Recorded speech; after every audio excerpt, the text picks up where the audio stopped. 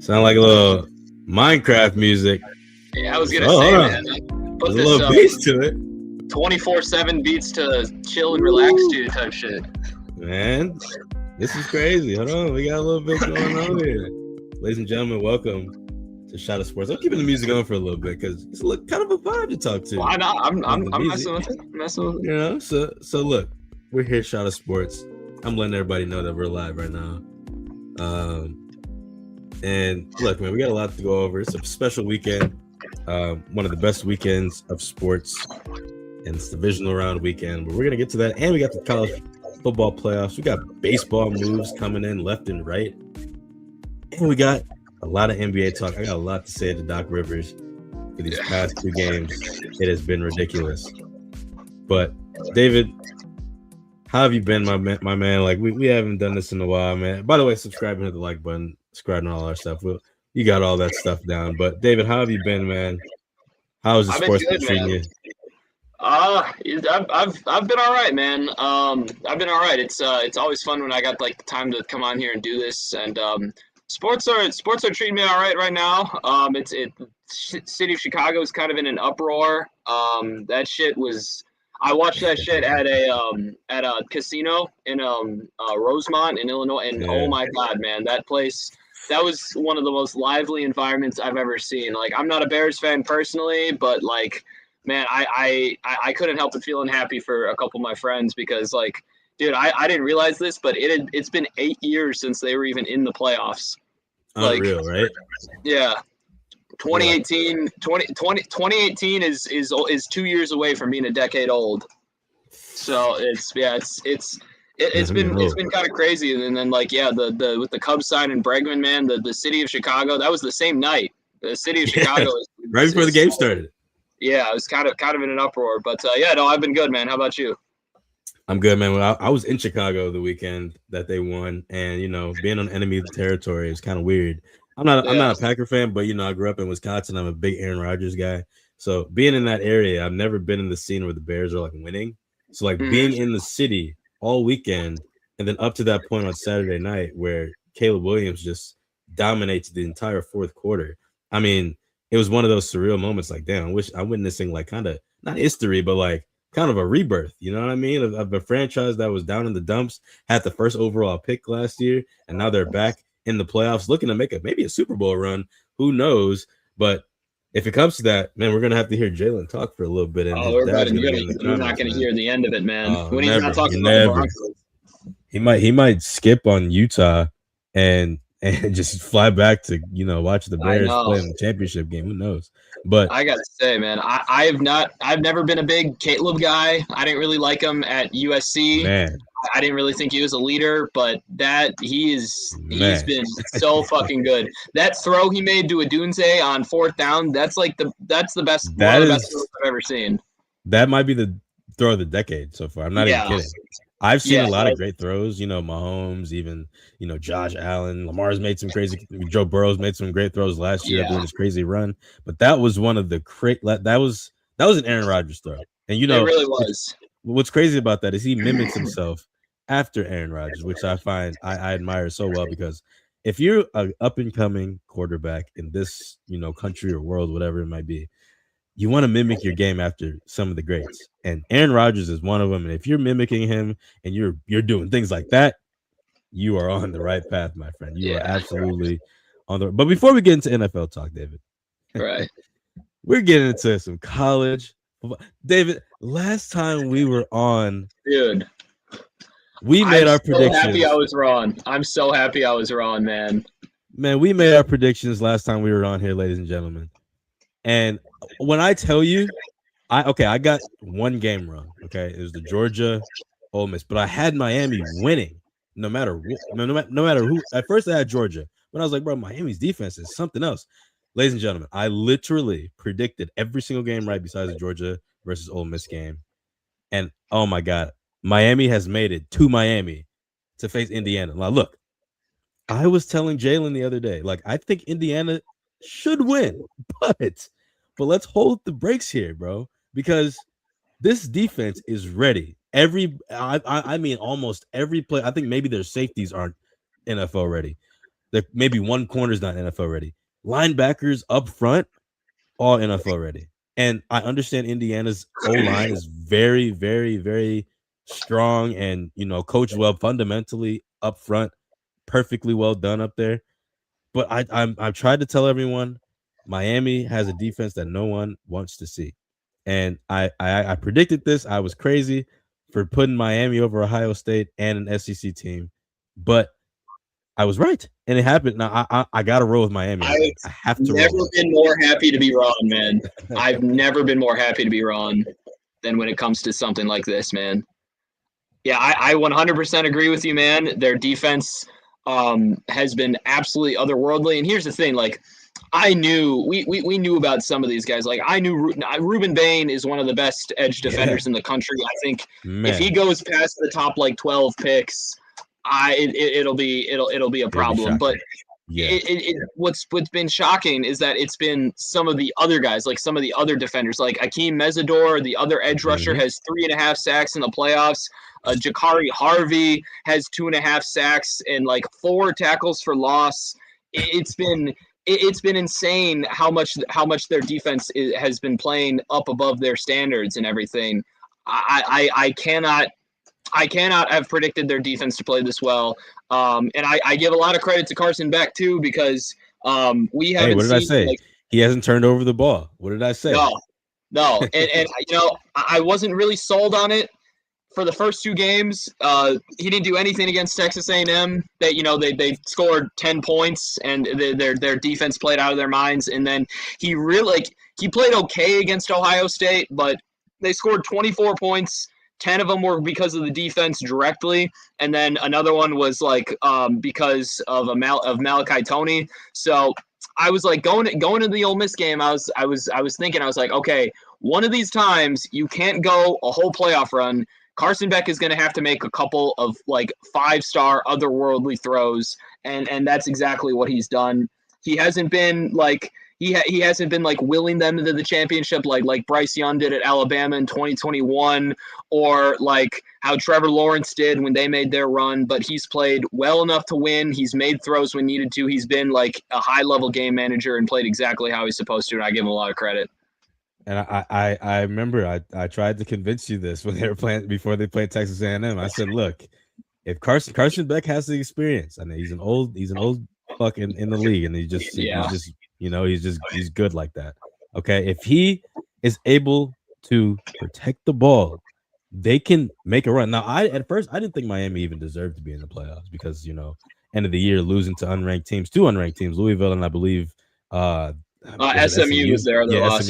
Yeah. So losing to those teams, I thought this team was not supposed to be here, but they made it. So I was like, okay, since they made it, let's do the calculations. If Carson Beck can hold on to this ball and not turn it over, because their offense isn't the greatest, okay, but their defense is great. But if you don't want to put your defense back on the field all the time and risk a blown coverage or a blown hole where the run game can get crazy, especially against Ohio State. Now he hasn't turned over the ball, and look where they are now. I truly believed in Carson Beck. I never thought I'd say that in my life, but I did, and it's playing it off now. On the other side, Mendoza has had a spectacular playoff so far. He destroyed Oregon? He destroyed Alabama. David, do you think that Mendoza can do what he's been doing against Miami's defense? Because I truly don't. I think it's a classic example of an unstoppable force meets an immovable object. Miami has the 5th highest ranked third down defense in the country. Indiana has the 2nd highest ranked third down offense in the country. So it is really a battle of like 2 elite sides going up against one another. But honestly, like, I'm a Big Ten homer, but I have been so incredibly blown away with not only how many points my Indiana has been putting up, but the efficiency in which they've been doing it. You watch that Alabama game, how many of those touchdown drives were like 2-3 minutes? Like, I understand that there is some like validity to like chewing the clock, having long drives, but they're traveling the length of the football field in like like 2 to 3 minutes. Like they've put together some of the most efficient scoring drives this year. And the biggest difference between Indiana this year and Indiana last year is that, obviously, like, even though with the new day and age of college football, you know what I mean, you can build teams up very quickly. We saw that from how many guys Curt Cignetti pulled from James Madison in year one, but you could kind of tell that on both sides of the ball, their lines just weren't able to match up with the physicality of the big dogs. Like the 2 games that Indiana played last year that they lost, they got blown out of the water, was against Ohio State and Notre Dame. And in both those games, both the offense and defensive line were just, it's not even that like they were like weaker, but they were just like smaller. Like I remember last year Indiana didn't have a single offensive lineman that was above like 6'3" or 6'4", and in this day and age, yeah, and this, like their defensive line, you could just tell they just weren't strong enough. And this year they've completely nullified their problem. They're top 5 in offensive pass protection. They're top 5 in pass rush win rate. All the advanced metrics point to them honestly not really having a weakness. The closest thing that we've seen them be on the ropes is on is that Penn State game, and where we saw one example of Mendoza not really responding to pressure well, but they have been airtight in every way I can see Miami almost pulling the upset. I think the run continues. I think there's going to be a lot of there's going to be a lot of clash because you have these amazing edge rushers, Ruben Bain, Akil Medsdor, but Indiana's offensive line has stepped up to the task against some very high caliber opponents. I mean, Sonny Styles and Avril Reese and Tate McCarron and all these defensive linemen against on Ohio State. And, they had to run through Alabama with the defensive linemen they have. They always put guys in the NFL. And Oregon is no slouch either in that category. And I think that continues. So who do you got? You got Miami? I have Indiana. Oh, you have Indiana. Okay. Well, look, I'm going to go against you again. Yeah, I do. I think I got to stick with Miami. That's fine. But we'll see on Monday because I only reason. Okay, I want to pick Indiana. I do because I love their story. I really do. But I got to keep going. I got to go with the one that I've been right about all playoffs. I think that's fair. But we're gonna get into a little bit later about the Oregon quarterback situation. Now, I don't want to talk about it too much yet because I want to ask you this question later on. We're going to discuss this in our rapid fire question section later on, but we'll come back to that. That's going to be fun to talk about. And, before we move into that though, we're going to get to a little bit of NFL divisional round time, baby. It's time. Listen, before we even talk about anything, shout out, the Chargers organization for finally getting it right, firing Greg Roman as soon as, that season ended. He's pretty horrible. And one thing I just want to say, Greg Roman in the playoffs averages 11 or 13 points per game under Lamar Jackson and Justin Herbert. Now, look, I'm not going to make any more excuses for Herbert. I'm not. I think he was playing too scared. The ultimate if man. He was trying to play like Josh, play like yourself. He was too scared to make a mistake because last year he threw 4 interceptions, and the playoff time before that, he didn't score enough points. This time he only put up 3. I mean, at some point we gotta be real with ourselves, and he's just not ready for the playoffs at this moment. And maybe if we get a right, offensive coordinator, Mike McDaniel, maybe, Brian Daboll made Josh Allen. Who would your top option be? Because I know McDaniel said he was perfectly okay taking an OC job given the right situation. So it would be McDaniel, and this is why.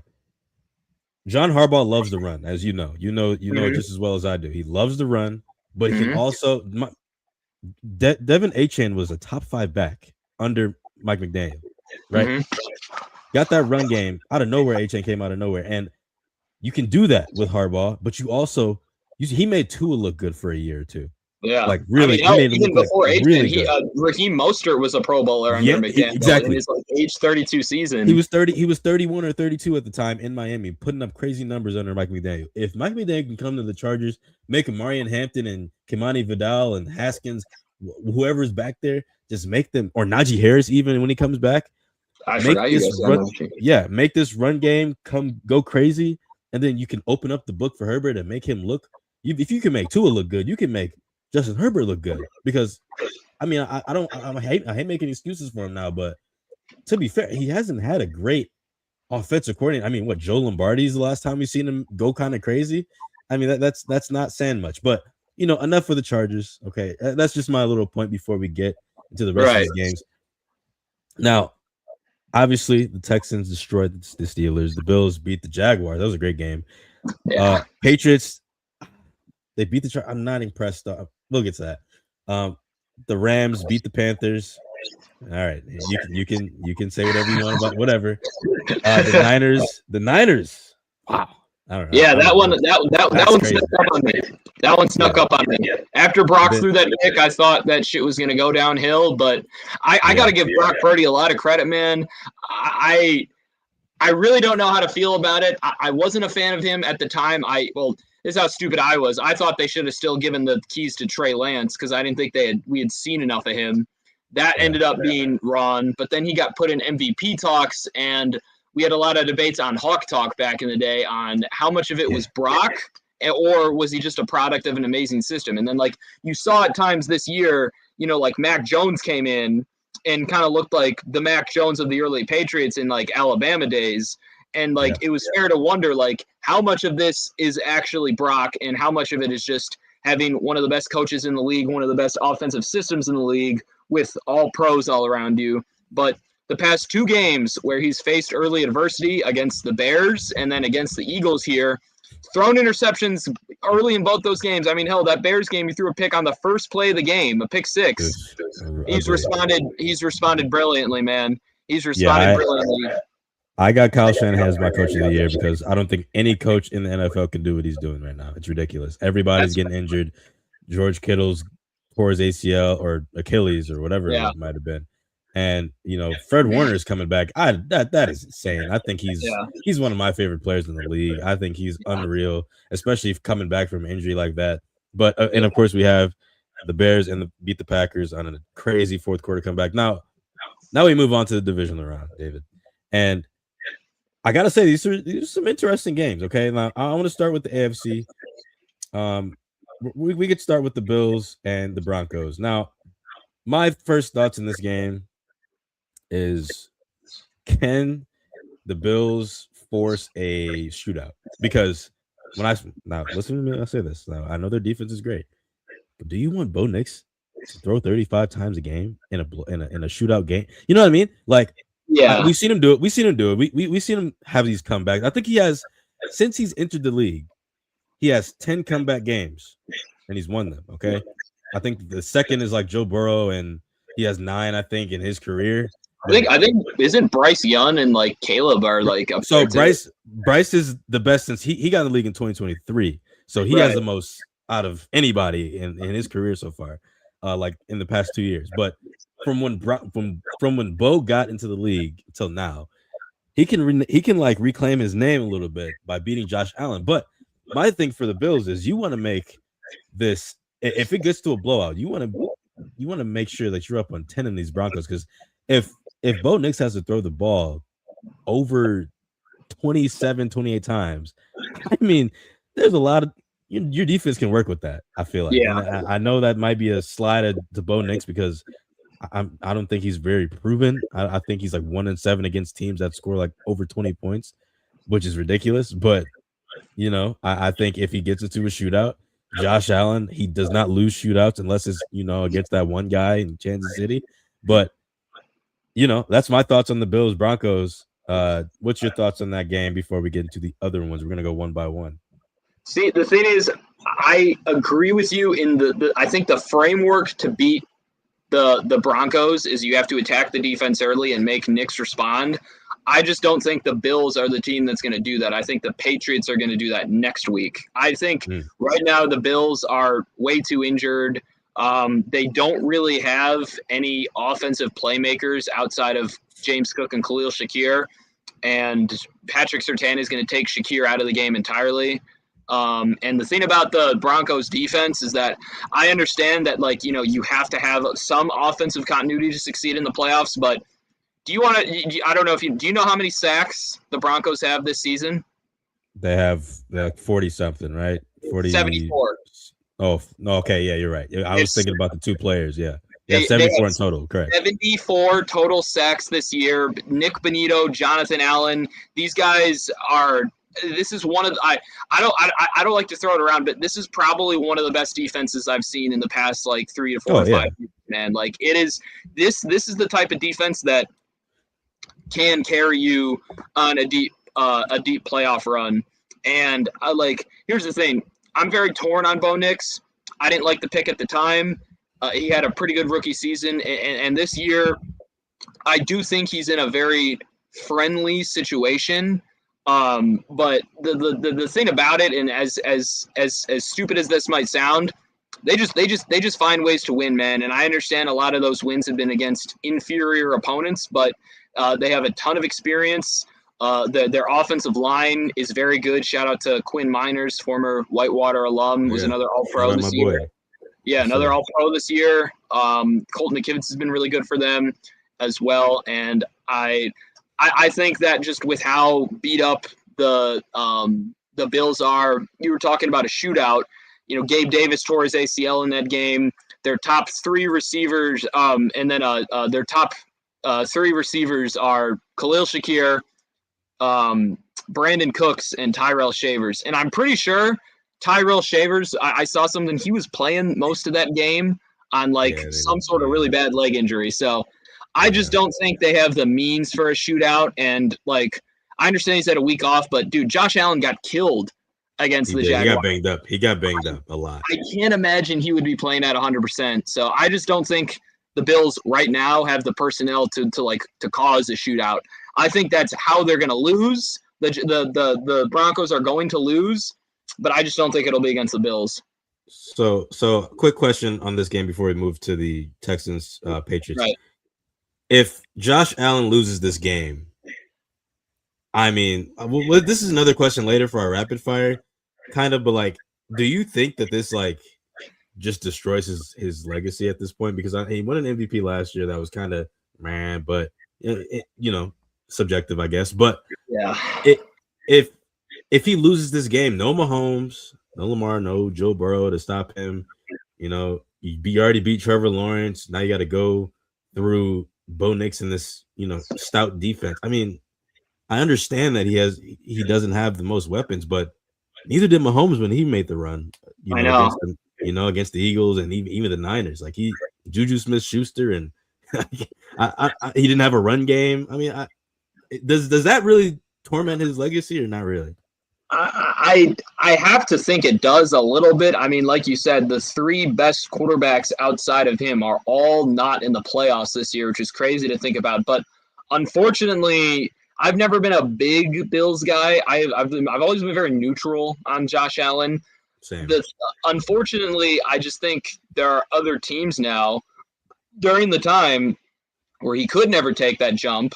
The contenders in the AFC were pretty, set in stone. It was the Bills were always in that discussion.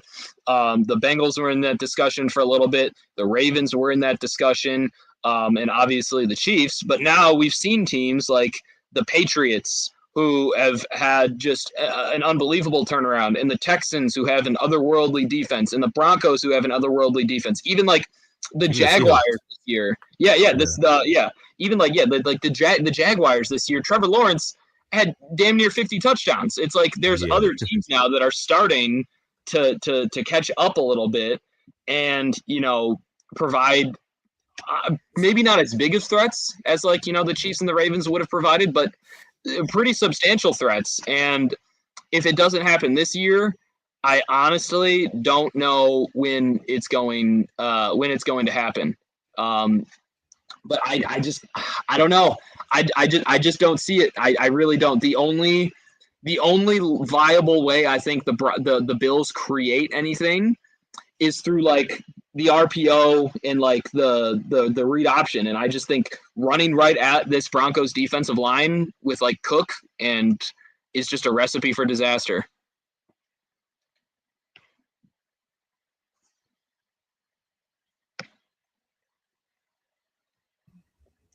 All right, now Okay, what do you want to drink? we could talk about the. Hold on one second. No worries.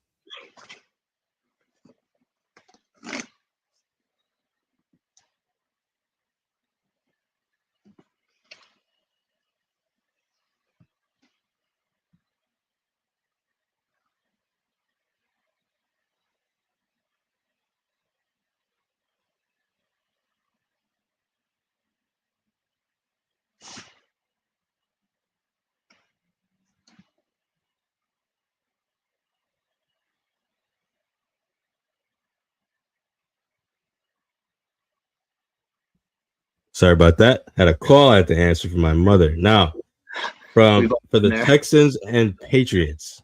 Okay. Now, you said you had the Patriots. I disagree. Now, this is the reason I disagree.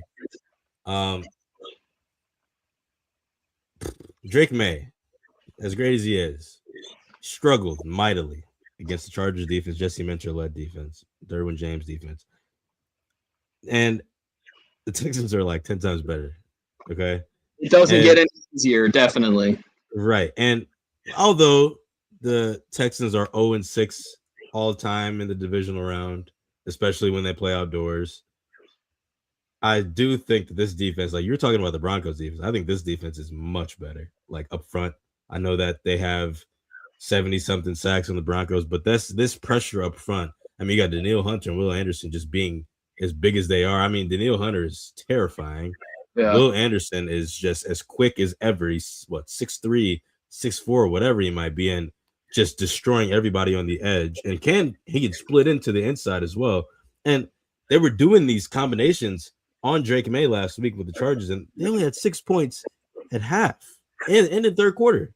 So I know CJ Stroud is pretty bad, but Nolan, our fellow co-host Nolan Kopolowski, he told me that CJ Stroud is the best game manager in the league, and we kind of saw that last game, even though he played horrible. That's a fair statement.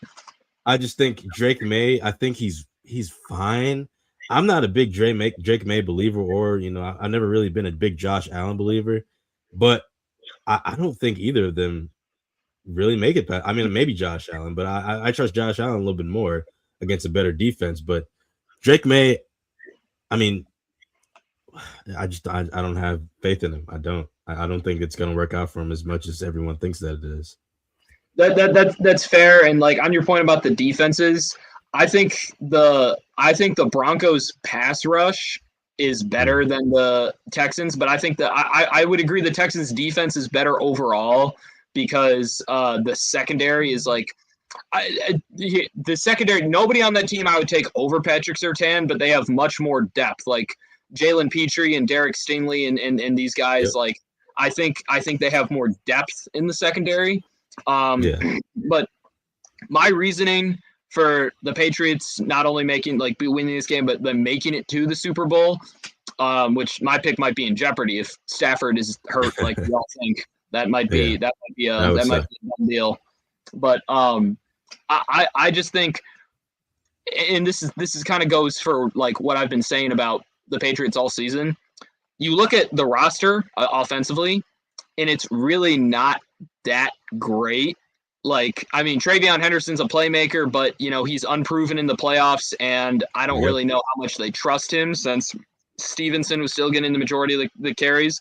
And you look at their threats out wide, and it's like, outside of Stephon Diggs, like, there's not really anyone who's, like, super proven. Like, Hunter Henry's okay.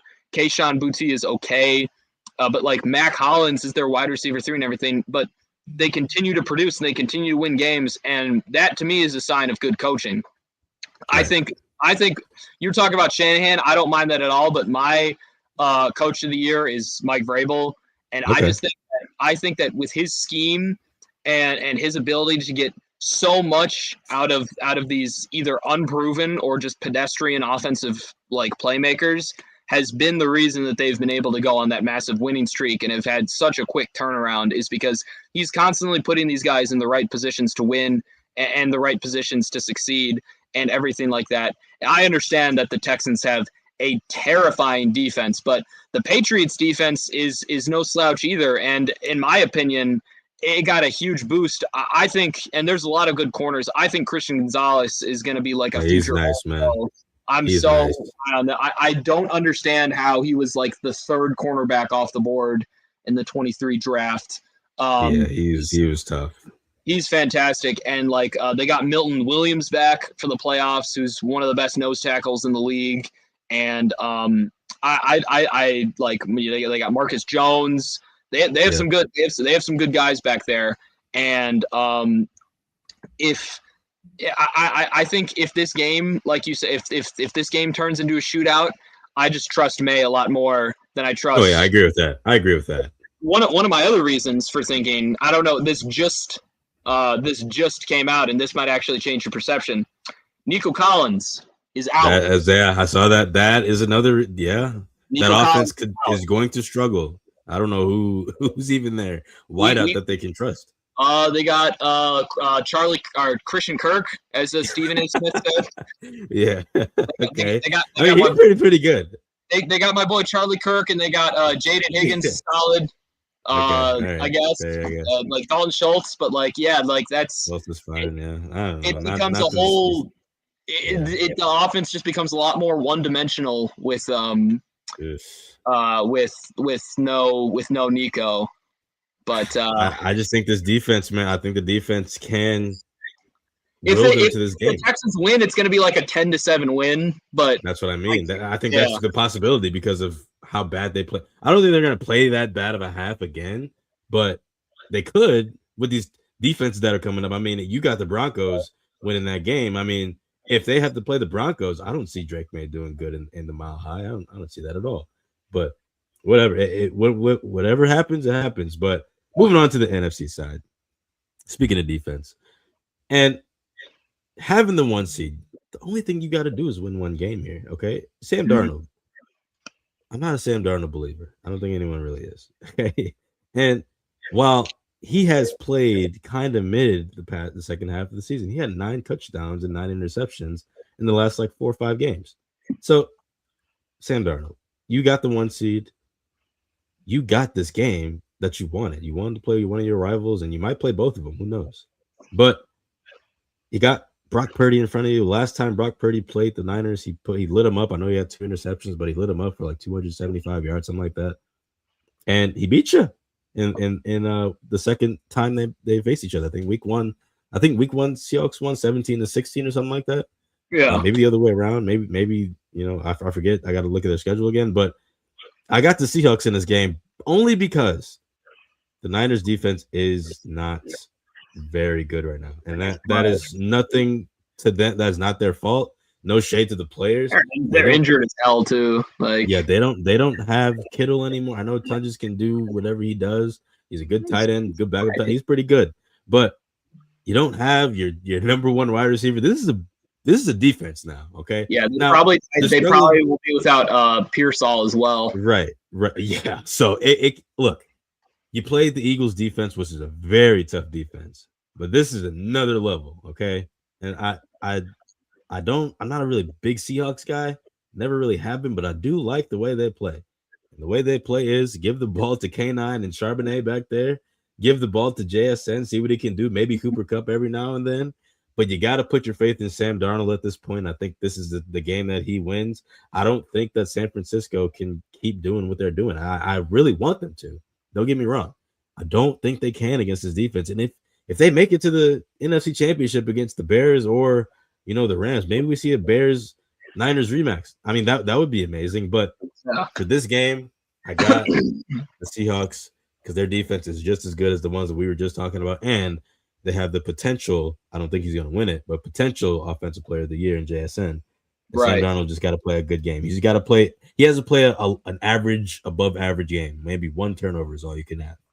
Yeah, no, I agree. I actually the X factor in this game that I think I am going to agree with you on this one, and I think the Seahawks are going to win. The mid-season trade for Rashid Shaheed just unlocked whole another level for the Seahawks offense. Not only on special teams, they've been third in the league in punt return yards ever since they put him back there. That dude, and that helps Sam Darnold out a lot with field position. It does, yeah. It with field position and the route trees that they're able to put out with a guy as fast as that. You can line him up in the slot, you can put him out wide, and it's something else. It not only can he get open, but it's something it can also serve as a decoy so that you can't put as much attention on JSN. I think a lot of people talk about how much the Jacoby Myers trade unlocked the Jaguars offense. I think kind of the same thing could be said about the Seahawks, but the 49ers quietly have one of the worst special teams in the playoffs in terms of, average punt and kickoff returns allowed. They're near the bottom in terms of all the teams in the playoffs in those categories. But I agree with you. The defense for the 49ers is injured, and the guys that they do have just – Kyle Shanahan is one of the ultimate examples of getting the most out of his guys possible, whether they're all pros or just, pedestrian everyday players. But, Diamador Lenore got kind of cooked the last time he went up against JSN. And I know he was talking shit about how he's he wants to see him again and everything. JSN had 6 catches for 95 yards. And I just don't know how much I trust.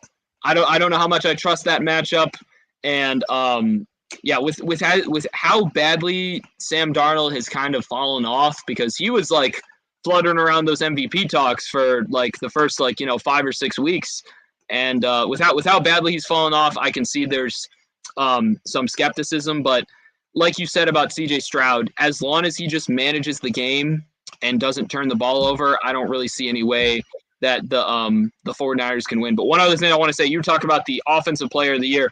I think the Seahawks quietly have the defensive rookie of the year in Nick Iamori. I think that's how you pronounce it. I don't think he's going to win it either, though. I think the guy from the Browns is going to win it. Carson Schweinsteiger. Steinsbeck. Whatever it is. Yeah, I think he's going to win it, but that's fair. But Nick Iamori is one of the best rookie. He plays safety, he plays linebacker. That dude is the Josh Metellus of the Seahawks. He's played 4 or 5 different positions this year. Him, Byron Young, Byron Murphy, Ernest Jones, Leonard Williams. The Seahawks, there's a lot of good defenses, and they are definitely one of them. So I would take the Seahawks. Now, for the final game, the most interesting one, in my opinion, because of the weather situation that's about to go down, the Rams versus the Bears. Now, the weather is going to be a huge factor. I think it's going to be it's going to feel like a -5 or 10 or something like that, with a bunch of wind chills and snow. I want the Rams to win. Me too. But here's my thing. Here's my theory, okay? Matt Stafford's played in Chicago his entire career, okay? I don't think that's going to be effective towards. I mean, look at last year. He played outstanding against the Eagles last year, put up 300-some yards in the snow, okay? And Devontae Adams created his entire Hall of Fame career in the cold weather. He's back too, yeah. And right. And then Puka Nacua doesn't even know what weather is. So he's just that type of maniac athlete that you get every once in a while. Exactly, yeah. So he's just one of those maniac athletes that you get every now and then that just don't give a shit about weather. So offensively, I think they're completely fine. I think Kyron Williams can handle whatever he can handle, and Blake Corum played at Michigan. So it's going to be, so the O-line, they're going to have to suck it up, pause. I think they're going to be fine. And then who's their tight end? Higbee, whatever. They got Higbee, Parkinson, and whatever. Ferguson. They got some tight ends. Yeah, I don't know their background in the weather situations. Really, I don't really know they went to college or anything like that. But they if everyone else is on tact on offense, I think they'll be fine. The defense, I think they're going to be fine. It's just about footing, Defensively, footing is going to be the biggest thing in this game. The Bears on their side, I think their offense is going to be. They play in this weather. I mean, maybe not this type of weather, really, but Caleb Williams is going to be fine. I think the wide receivers are going to struggle for the Bears. I Yeah. really do. I really do. Their saw run game is going to be fine, but their wide receivers are going to struggle because I think Rome's going to. I think he might be fine. I think he might be DJ Moore. There's just no consistency between any of their receivers. Like Odunze had a fantastic start to the season, and then he disappeared. He's had 3 games this year without a catch. Right. And that's what I mean. I got Rams in this game, but it's going to be close. But it might be a shootout. Who knows? This might go kind of crazy, but I don't expect it to.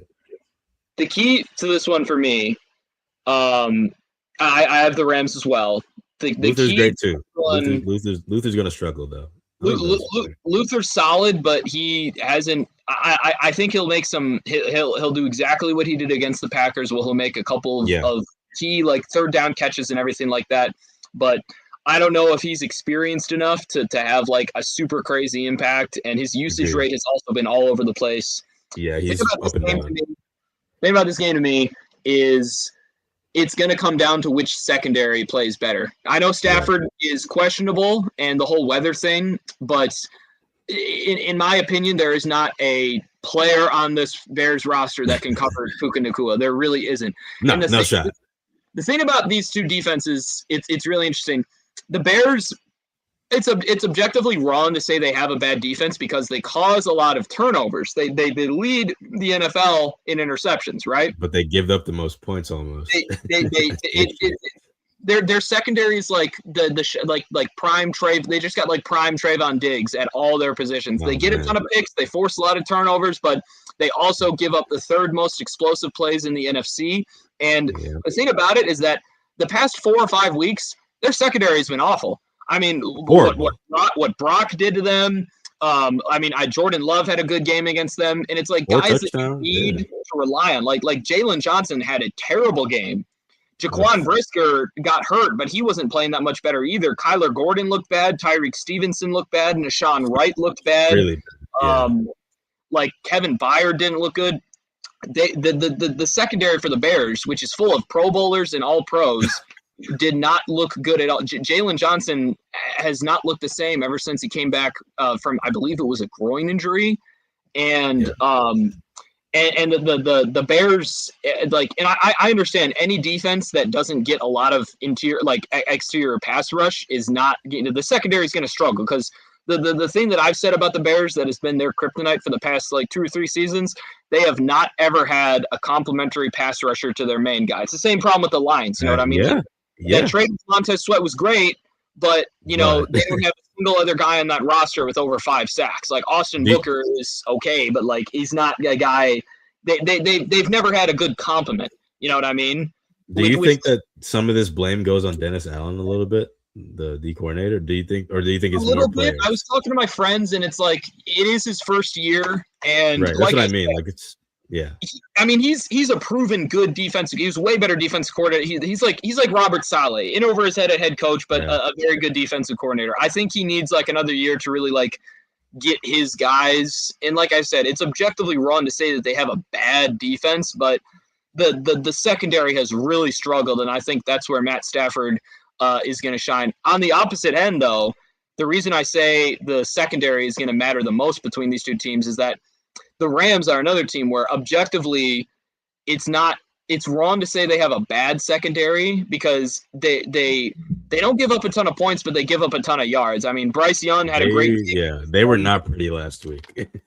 And the thing about that is that one of the reasons why the Rams have been so successful the Super Bowl era is because I don't know if you know this, the Rams spend the second most money on the league on offensive players and the second fewest salary on defensive players. And they have just drafted just phenomenally. I mean, Jared Verse, Byron Young, Kobe Turner, and then all these guys in the secondary Cameron Curl, Quentin Lake. Shout out my boy Josh Wallace, was on the Michigan championship team. He was an undrafted free agent. Cameron Curl was a 6th round pick. Quentin Lake was a 5th round pick. All of these guys, they got Emmanuel Forbes off of waivers after he was horrible in Washington, and now he's been pretty good. So they've found all of these underlying like diamonds in the roughs and like undrafted and like late round guys. But the problem, and you know, that's fine for most of the regular season. But the problem is when you're you get into the playoffs and you go up against the best receivers at your position consistently. That's where having like a Patrick Surtain, it makes a big difference from then having a bunch like 5th and 6th round and like undrafted guys.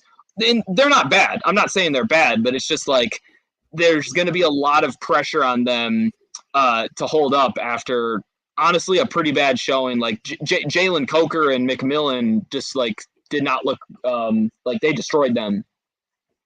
So the key to the game is which secondary plays better. I think the Rams is going to do that, but it could be a toss-up. I think Matt Stafford is in for like a 5-touchdown game. Right. So I'm not sound crazy, but Jordan Love just put up 4 and 300-something yards last year. I think we might see 275 yards, 5 touchdowns. Because, Matt Stafford loved getting those 5-yard touchdowns right in the red zone.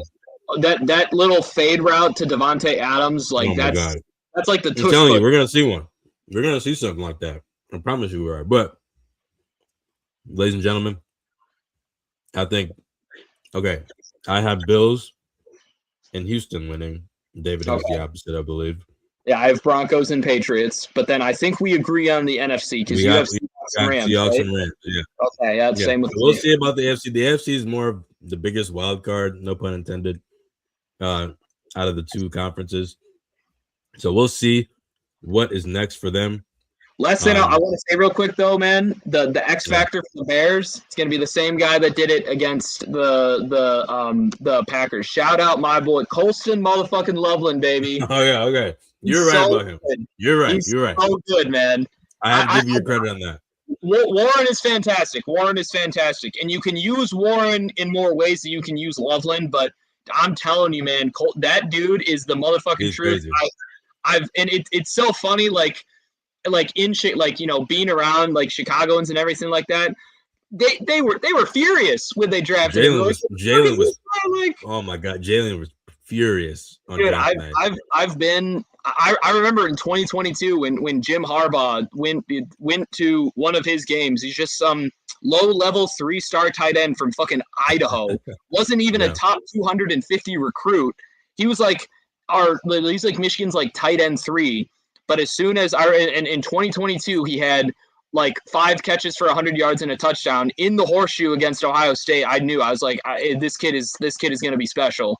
And dude, it's so validating to like know that like all like the Bears fans that were saying it was like, oh, this is a stupid pick, it was a premium pick. It's like now he's like they're like his biggest fans now. So switching gears here a little bit, we're gonna skip over our NBA talk because we can say that for final thoughts. But MLB moves. We got Bo Bichette moving today to the Mets, and then you got who else was on the move? Kyle Tucker was on the move to the Dodgers. Bregman went to the Cubs very recently. Yeah. Now, give me your thoughts on all these. Phillies. Yeah, there's a bunch of stuff. I want to get your thoughts on the top 3 ones that you think are most effective. Obviously, Kyle Tucker to the Avengers is not fun, and then Bo Bichette, and then whatever one you want to pick for your third. I want to hear your thoughts. We'll start with Bo Bichette. Do you think this is a good thing for the Mets? Because I've seen a lot of people think like, kind of a weak signing, but I kind of like it. I think it's a pretty good. I think it strengthens them a little bit. I'm not saying it's a bad signing. I mean, Bo is objectively a very good player, and provided that he can stay healthy, which I believe he will. He hasn't had a major injury before last year, and he still like played like he had 18 home runs, hit 300 in like the 60 or 70 games that he played. Like Bo Bichette's a great player. He's only 27, so it's like it's not a bad move, but I just don't really think it moves the needle that much. I mean, really? It does, but the Mets have kind of just the Bichette signing on its own isn't bad, but the Mets have basically just done like have moved unilaterally while every other team in the NL has gotten better. You trade Brandon Nimmo for Marcus Semien, which I guess objectively, if you just want to say those two cancel each other out, you can. you lose Alonso to the Orioles, you lose Edwin Diaz to your biggest rival, and then you supplement it with Bichette. But the thing about it is that I don't really understand what their plan is, because you already have your franchise shortstop with Lindor, right? You're not going to move Lindor off short, which means Bichette has to play third. He's never played third in the MLB before, not once, not a single game, and you already paid. I don't remember how much, but I think it was $60-70 million for Jorge Polanco to play third. Now you have to move him over to first. He's never played first. So your corner infielders are playing positions that they've never played before. And I understand the thing that makes it easy for me to stomach is that the Bichette contract, it's technically for 3 years, but you can opt out after one. It's basically a 1 year. It's basically a 1 year contract with 2 team options, but it just doesn't feel like it's going to be. I feel like he's not going to make it through that entire contract. And with all the power they lost, they don't have a real Alonso level replacement to complement Juan Soto. And I just think in terms of offense, they lost more this offseason than they gained. So I don't think it's bad, but I don't know, man. It just feels like it feels like an ultimate pivot after they lost out on Tucker, and they really didn't need another infielder either, because and now the whole synergy is going to be fucked up. But whatever. Kyle Tucker will return in Avengers Doomsday. It seems like. What are your thoughts on this? Because I mean, the lockout is just going to happen at this point. 100%. This. We better enjoy the 2026 season, because it's going to be. I think it's going to be worse than. I think it's going to be worse than 21. Man, I don't know. I don't know how close Rob Manfred is to the new CBA agreement, but I can't imagine that it's going to be anytime soon. Look, as obviously someone who followed Kyle Tucker's Chicago tenure very closely, I can say that, his second half numbers weren't great. He only had 5 home runs from August until the end of the season. Those aren't numbers. He hit. He fell off so hard second half of the season. He was either the MVP runner-up or the MVP front runner by the All-Star break. And he ended the season, and he wasn't even I don't even think he was top 10. He ended the season 266 with 22 home runs. He really did not have that good of a second half, and he was okay in the playoffs, but he wasn't anything special. But I mean, this is still this is still Kyle Tucker. That dude was a part of one of the most terrifying outfield cores in the entire league, with Alvarez and Bregman and Altuve and Correa and everything like that. And it's just what more is there to say? I think this Dodgers team next year is going to be the greatest offense of all time. The fact they're going to have him hitting 6th. They're going to have him. It's going to be Betts, Freeman, Ohtani, Teoscar Hernandez, Tucker, Max Muncy. It's you're gonna make me throw up. It's not even worth talking about. And then they got Edwin Diaz. The one place where you could get to the Dodgers was their bullpen, because once Blake Trinian got hurt, they really didn't have a nails closer. Now they got a nails closer. It's just it's not even worth talking about, man. Hope my one hope is that, like the Bichette contract, it's basically a 2-year deal with 2 team options, because there's opt-outs after the 3rd and 4th seasons. So hopefully, if somehow by the grace of God they don't win in 26 and then the lockout happens, hopefully, it just becomes a glorified 1-year deal. But I don't even know, man. It's gross. Listen, we got last one. Alex Bregman signs with the Cubs. 5-year, $175 million. Does this move the needle for the Cubs at all, or does it kind of just puts them in the right direction, you kind of think? So, people if there are any Cubs fans watching, I think Jalen's watching. Obviously, take my opinion how you want, because I'm a White Sox fan and everything. I don't think that the Bregman signing on its own is bad. The Bregman signing is good. He's a great player. He's on the wrong side of 30 now, and he's been a little injury prone the last 2. He missed half of this season and then half of last season. He's played like 125 games in the past 2 years. That worries me a little, but like I said, he's a guy who, before 2024, he hasn't really had any like long-term major injuries. But I think the signing is great, but I think it I relate this one a lot to the Bo Bichette contract. Number one, yeah, I think the Cubs didn't really need a third baseman. You know what I mean? Like they did at one point, it seemed like, but I thought Matt Shaw was really, really good towards the end of the year. I mean, this is a top 50 prospect that, he took a little bit to get going, but by the playoffs, he was an everyday player. You know what I mean? I thought he had a very bright future, and I don't know if I want to go as far as to say he had already established himself as the franchise third baseman, but he was a damn good defender. I'm pretty sure he was like in the top half of defensive runs saved among all NL third basemen, and the bat was coming along very nicely. Now you make it to where, at most he's a platoon player, because it's like you look at the other lineups, it's like you can't take Dansby out of the lineup since he's your second largest contract in franchise history. Nico Hoerner is one of the best defensive infielders in the entire league, so you can't take him out of the lineup. And Matt Bush's bat is too big for him to just constantly DH. So you're going to have to either swap out between DHing Bush and Bregman, or you're just going to have Matt Shaw not play. So it's not that it's a bad contract, but it's just I don't really think the Cubs needed another infielder. And on the flip side, they just lost Kyle Tucker to the Dodgers with no viable replacement. So like the Mets, I think the Cubs kind of just moved laterally. They didn't get better. They didn't get worse, but they didn't get better. I really didn't understand that trade for Edward Cabrera. They gave up Owen Casey, who I thought personally was going to be a star. Maybe it's just because, I got a ride for my Jewish guys, but like I thought personally that dude was going to be really, really good. You're not a blue chip organization's number one prospect for nothing. And he was supposed to be the guy that was going to replace Tucker. They don't re-sign Tucker, and then they trade Casey. So I don't really understand. They don't really have a third outfielder right now. And I thought that the money that they signed Bregman for could have gone towards like Bellinger or somebody else like that.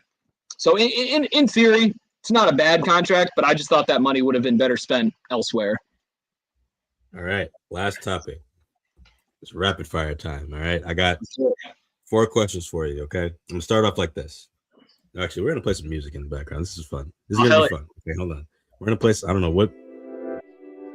No, not this. Hold on. Maybe that. Okay. All right. I don't know what this is, but we're going to do it. All right, David. Number 1 question right now. Remember we were talking about Oregon. Dante Moore is going back. He's avoiding the Jets because the Jets have the number 2 or 3 pick in the draft. Do you think this is a smart idea? Because, I mean, in my opinion, going back to school for $5 million, being able to start. And right now, you have to imagine going into next year, because Indiana is going to lose everybody, Oregon's got to be the favorite. So I would say maybe so. But what are your thoughts on Dante Moore going back? And do you think this is a smart move? And do you think the Jets are just in port turmoil? They have to change something. I think the Jets are probably going to reach and pivot to Ty Simpson now. But I like Ty Simpson, but if he's a top 3 pick, that is going to be the definition of a reach. But man, I'm thinking if they don't get him, like, who are they going to get? Like John Mateer's returning. Maybe they go maybe they like take a flyer on Chambliss in like the 3rd. I don't fucking know. But Dante, I think it's great for all parties involved. I've always liked Dante Moore. Michigan was the finalist to get him with Oregon, and we never did. So I followed his career pretty closely when he was still in high school. But yeah, no, I've been a fan of Dante Moore, and I think it's good for all parties. Obviously, the playoffs didn't really go how you wanted them to. And the problems with Dante Moore that have been existent for the entire season kind of reared their ugly heads. He doesn't respond. He's got a lot to work on. He's definitely got a lot to work on. He's a great athlete, and he's got a great arm, but he doesn't respond to pressure very well yet. And a couple times Indiana changed up their defense. They had a lot of that like phantom man, which turned out to be zone. I mean, that pick six, first play of the game, D'Angelo Pons was in zone and then rushed the line immediately. So he's got some things to work on, but you know, I think it's a great move. Oregon should be getting Evan Stewart back next year. The DeCorian Moore will be back for his sophomore season. Like, so he'll have 2 superstar receivers.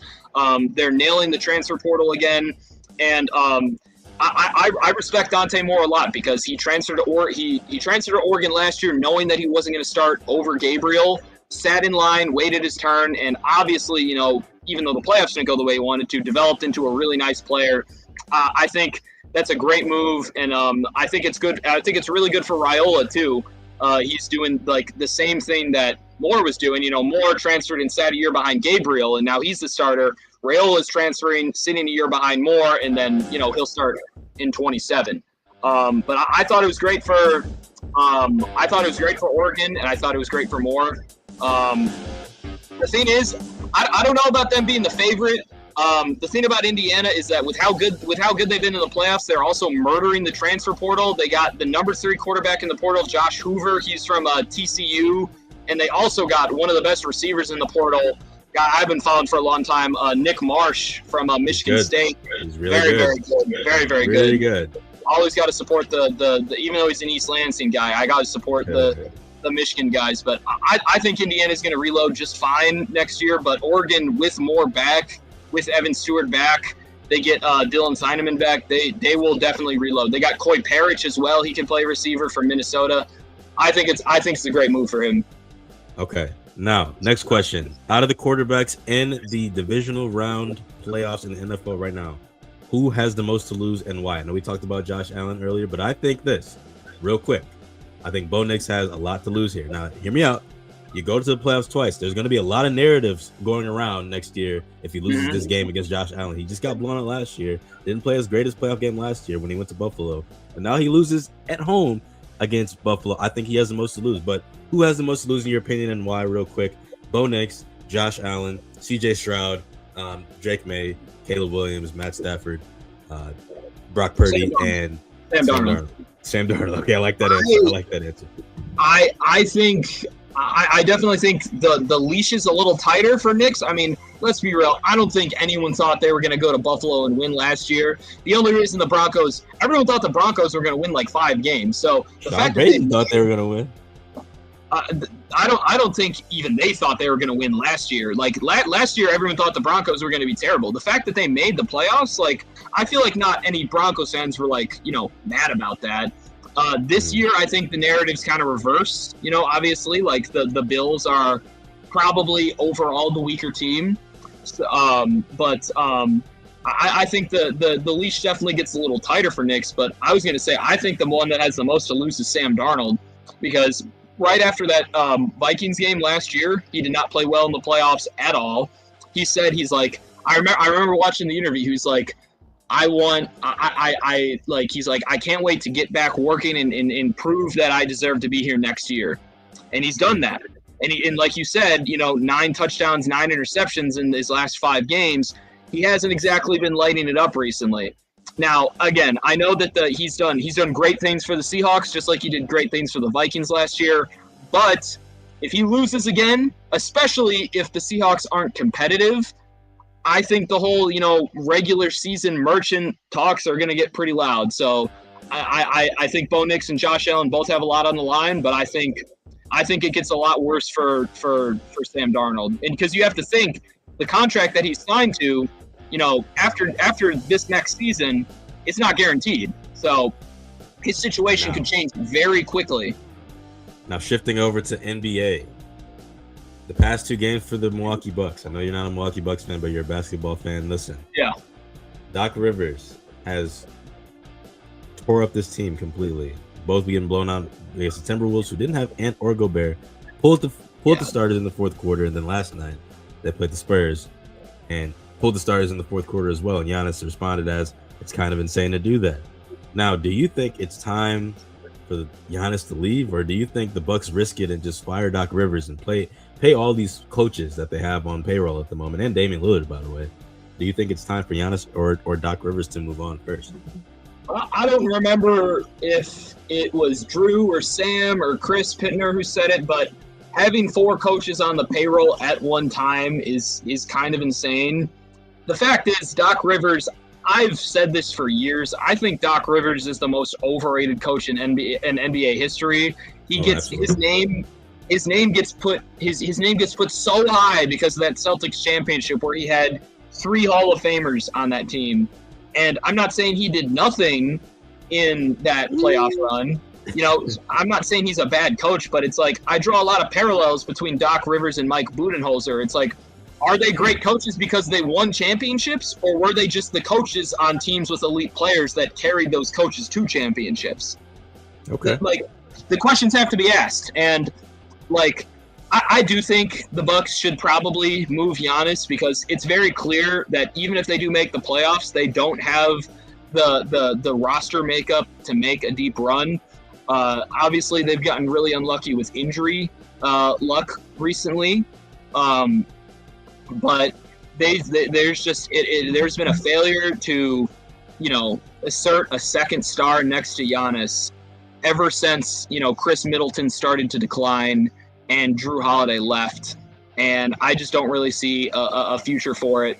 And as bad as Doc Rivers is, I think the Bucks kind of put themselves in a really bad spot with how they chose to handle the head coaching situation after Budenholzer was fired.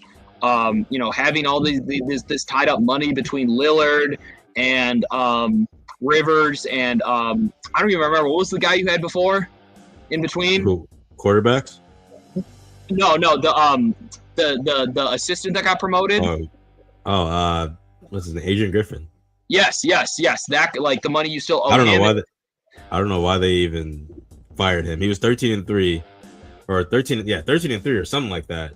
30-13, maybe something like that, and he got fired. So that was for Doc Rivers. It's just been questionable managerial decision one after another. I think at this point you have to ride it out with Rivers because it would be like damn near malpractice to have this many coaches on the payroll at once. But I do think a true organizational reset is needed. And if you're going to trade Giannis, you cannot have the Giannis situation play out like the Dame situation. The Trailblazers could have been in such a better spot if they traded Dame like in 21 or 22. And they got a decent haul for him from the Bucks, but they could have gotten so much more. And like Giannis is a once in a generation type of player, and I would hate for my friends who are Bucks fans to see him get traded for 50 cents on the dollar because either he starts to decline or his contract starts to run out. So then you'd have to pay him after you trade for him, which would in turn knock down the value a little bit. Now, last question, real quick. Should Matt LaFleur be the coach of the Green Bay Packers next year? I know you're not a Packer fan, but from a football standpoint, do you think, since Aaron Rodgers left, he hasn't done much? I know he's, created some great players out of Jordan Love and the offense and offensive line. Maybe Tucker Kraft has been pretty good for them. I mean, do you think Matt LaFleur should be fired? I don't think he should be fired, but I don't think he should be extended. I think a lot of what happened this year, I mean, obviously, they had a decent amount of injuries, but I mean, look at their, I know he's not the greatest coach in the world, and he's had a rough stretch, but I mean, look at their healthy interior defenders. Like, who exactly, with no Micah Parsons and no Devontae Wyatt, who does Green Bay have to, rush the passer in high leverage situations? Rashawn you know what Gary. I mean? Yeah. I mean, as I mentioned, I love Rashawn, but Rashawn's the type of guy where it's like he needs someone good on the other side. Yep. He can put up numbers, you know what I mean? And even this season, he's not been bad. He's had 8.5 sacks. Like, that's not bad. But he's a complimentary guy. And I understand that LaFleur is under a lot of fire, but the injuries to your Hall of Fame edge rusher, you know what I mean? All the secondary injuries, your kicker missing 7 points worth of kicks. I just don't really see. I'm not a Packers fan. I haven't read into the situation crazy deep, but I don't really see how a lot of that is his fault.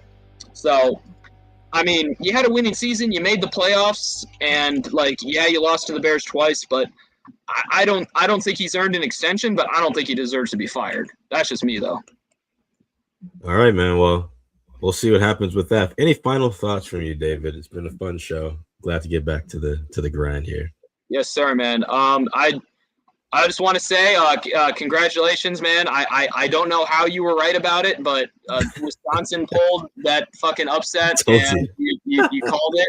There's no verifiable data that you could have been like backing from other than like. I had no data to back it up. I just told you it was gonna happen. That was one of the greatest 3-point. I don't know if you watched that game. Yeah, I watched it. That was one of the greatest 3-point shooting performances That was like 2018 Villanova against Kansas. The one fucker that Bilistakinis, the Serbian dude, he's made 2 threes before this game, and he had 8. That dude, every time he touched the ball, potential, man. 0 points in the first half, and every time he touched the ball, man, like potential. I wasn't mad that about the loss because I'm like sometimes teams just get hot, but I was like, these guys were like 2017 Warriors hot. They hit their first 9 threes in the second half. Like I couldn't believe what I was watching. But they got a lot of potential, and I'm going to the game tomorrow. They're facing Rutgers. I'm ready to see some greatness. I need to see Blackwell go crazy. Blackwell is nasty as hell, and Nick Boyd too. That was yes. He was on that FAU team that made it to the Final Four a couple years ago. That Michigan's current coach was on. That dude is. I don't know how that dude's in college because he's like 25, but like he's nasty. Oh wow, I didn't even know that. He's like a 6th year, but. Yeah, no, Wisconsin was like, congrats to Wisconsin, man. That was, I hate it. I knew that we probably weren't going to go 40-0, but I hated that it had to be against Wisconsin, especially since we had won 5 straight against them. But like, it had to end at some point. And yeah, I hope Wisconsin makes the tournament, man, because before that win, they were outside the tournament field. But like with the win against Michigan, the buzzer beater against Minnesota, they're trending up. So yeah, I hope they can have a good rest of the season. My final thought here, hire Mike McDaniel, please, or Brian Daboll. I don't mind either one of them. Brian Daboll would be great. Brian Daboll made Josh Allen. That's all. Yeah. That's pretty much his record right there. He brought Daniel Jones to the fucking playoffs, man. Yeah, I need something like that. I need to see, and if Jesse Minter, if you can just give him a blank check, just slide it at his desk tomorrow, you know? Because he's been interviewing every single team, and he might get one. I mean, I assume that one team is very, very serious about hiring him. Yeah. But if we were able to just slide him a little blank check, see what we can do. Sign Tyler Linderbaum off the Ravens because I think they cut him or whatever. Or maybe he's not coming back. One of those. Sign him for center. No, really? I don't think they cut him. I don't think they cut him, but maybe I don't think he's coming back. I don't know. Maybe he's in the free agency. Slide him a blank check. He's one of the best centers. He's really good. Slide him a blank check. Man, hey, all I want to see in Chargers history. I need a good head coach, which we have. I need to see a good defensive coordinator, which we have. I need an offensive coordinator that can unlock the potential of Justin Herbert. Rashawn Slater and Linderbaum. That's nice. That's nice. Now, Zion Johnson, he can do what he wants to do. Speaking of Zion, have you seen Zion Williamson recently? I'm just saying. Look, okay, we could talk about that a different day, but I just have to bring that up because that man is cooking. He's an all-star this year. I don't know if he actually passes the game standards, but he might. I was going to say the 65 game threshold. I haven't been keeping up with the. Yeah, I don't know if he. Yeah, I don't know if he has or not. But they're a fun team, but they're a bad team. But they're a fun bad team, man. Jordan Poole's out here shooting threes with his left hand. Derek Queen's been really good. Like Trey Murphy's something else. He might get out of there soon. Herb Jones, Jeremiah Fears is a pussy, but he's good. Like they got solid squad. They got solid squad. Derek Queen having a good year. Look, man, that team's gonna be good eventually, I think. But yeah, back to Chargers, man. Get our O-line straight. QJ needs to have another breakout season because he's one of the only wide receivers in the league the past 2 years to have 8+ touchdowns for 2 years straight. I mean, seriously, he has potential. Ladd McConkey got to wake the hell up. I think Mike McDaniel can really unlock him. And our third wideout, I think Trey's ready. I like Trey Harris. He was good. He was good at Ole Miss. He was Jackson Dart's guy at Ole Miss. He's nice. He's a really good route runner. I think he's ready. But look, man, I appreciate you joining me today, and it's been great. Shot of Sports, fam. We're going to be back here on Tuesday after the divisional round, and we're going to talk a little bit of baseball on Tuesday as well. Yeah, just follow us on all of our, TikTok, Instagram, Facebook, whatever it is. Follow us, subscribe, hit that like button, and we'll see you guys on Tuesday.